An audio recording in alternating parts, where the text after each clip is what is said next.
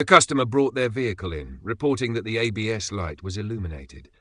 I started by connecting a scan tool to diagnose the problem. The scan revealed code C0040, indicating an issue with the right front wheel speed sensor circuit. After clearing the code, I took the car for a road test while monitoring the ABS wheel speed sensors. During the test, I noticed that the signal from the right front wheel speed sensor was erratic and occasionally dropped out. To investigate further, I raised the vehicle on a lift and inspected the right front ABS speed sensor connector, terminals, and wiring harness. On visual inspection, there were no signs of damage or corrosion.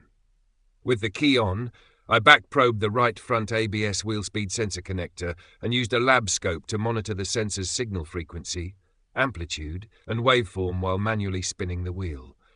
The signal was erratic, confirming that the sensor was not functioning properly. These vehicles can have two types of ABS wheel speed sensors. Standard waveform sensors use a two-wire AC generator that produces a signal where voltage and frequency increase as the wheel spins faster. Digital square waveform sensors are 12-volt sensors that send a digital square wave signal. The signal frequency increases with wheel speed, but the voltage amplitude remains constant. While spinning the right front wheel, I also noticed that the wheel bearing was noisy, which indicated additional issues.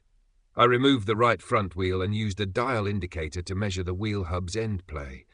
The measurement exceeded the specified maximum of 0.005 inches, confirming that the wheel hub assembly was worn. To further verify the problem, I checked the 12-volt supply at the right front ABS wheel speed sensor connector using a multimeter. The voltage was present and within specifications.